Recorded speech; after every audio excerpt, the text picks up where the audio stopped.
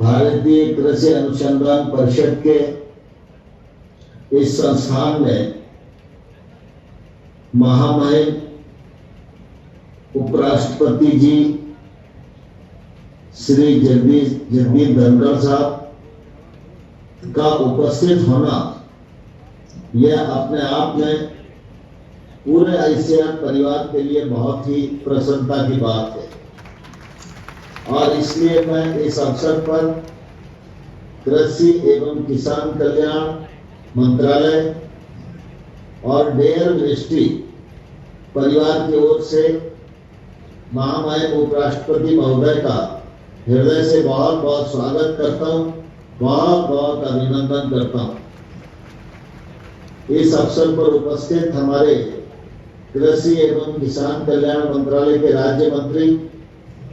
और इस क्षेत्र के युवा और सक्रिय नेता माननीय कैलाश चौधरी जी,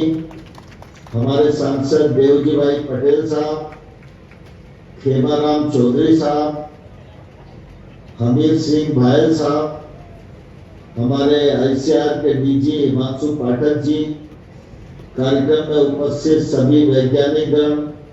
किसान भाइयों बहनों और पत्रकार मित्रों,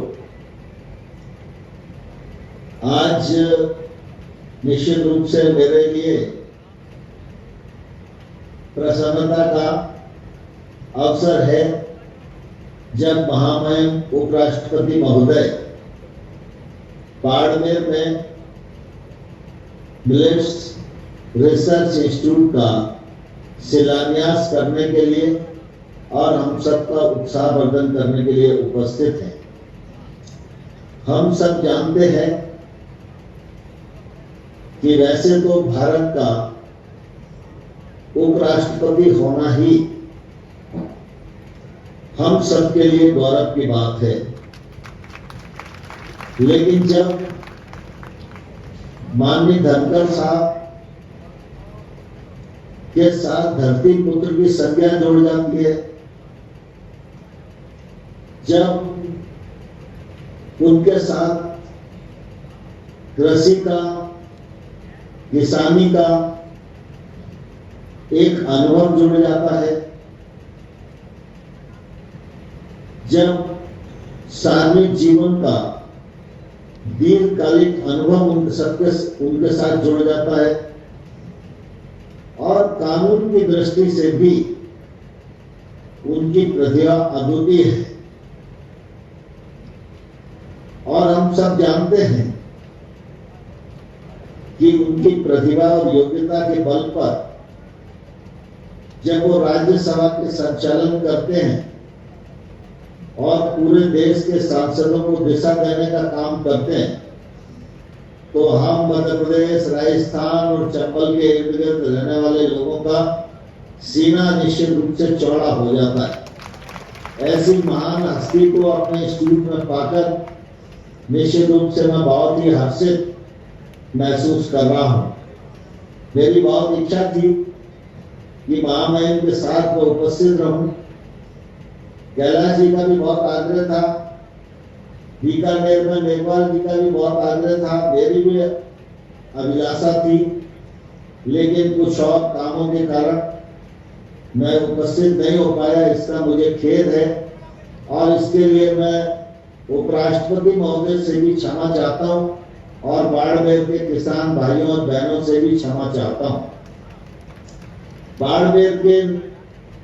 किसान भाइयों और बहनों को मैं बधाई देना चाहता हूँ कि आप सब लोगों ने एक ऐसे जनप्रतिनिधि को निर्वाचित किया कैलाश चौधरी के रूप में, जो अपने जनप्रतिनिधि होने का दायित्व बहुत ही ईमानदारी के साथ निभा रहे हैं। चाहे वो मंत्रालय के कामकाज का विषय हो, चाहे अनुसंधान और शिक्षा का विषय हो, और चाहे अपने राजस्थान की जनता जनार्दन किसान भाइयों का पक्ष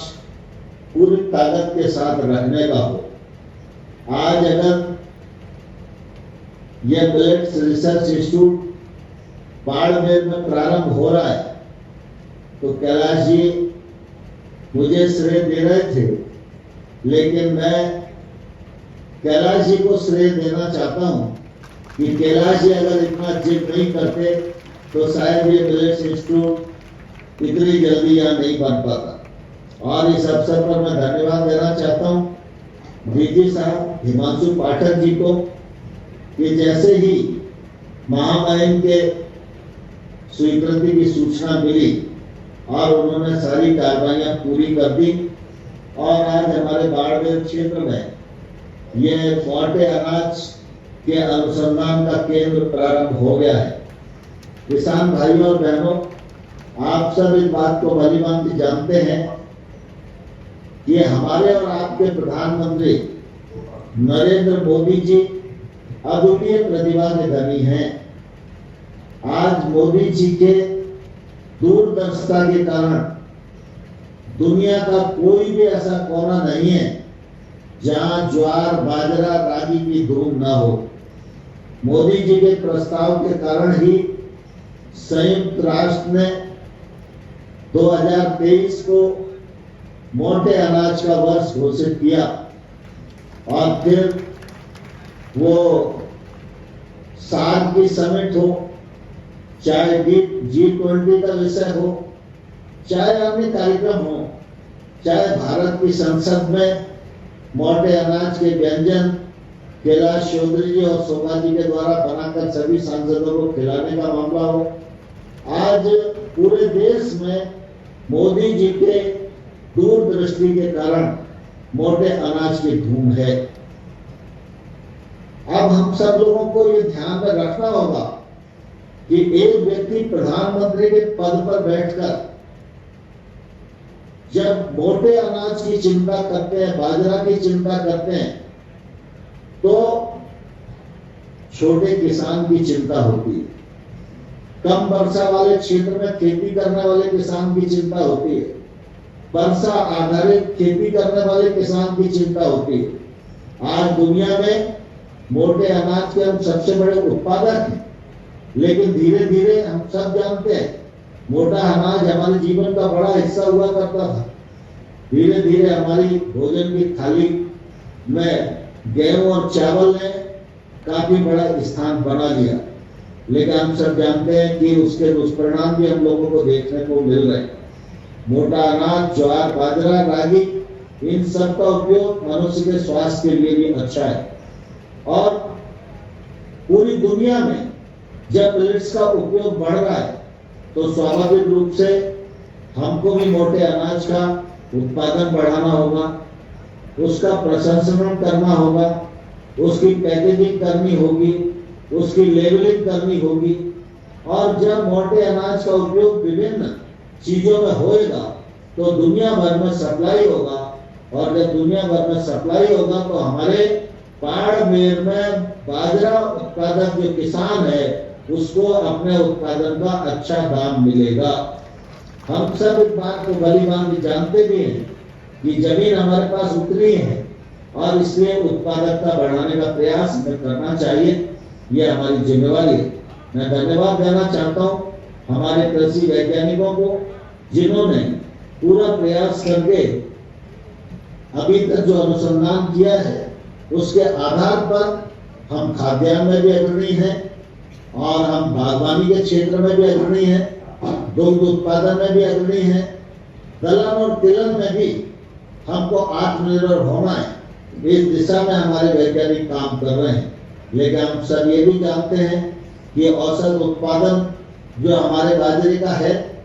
उसमें अगर हम तुलना करें तो निश्चित रूप से बाड़मेर में उत्पादन कम है।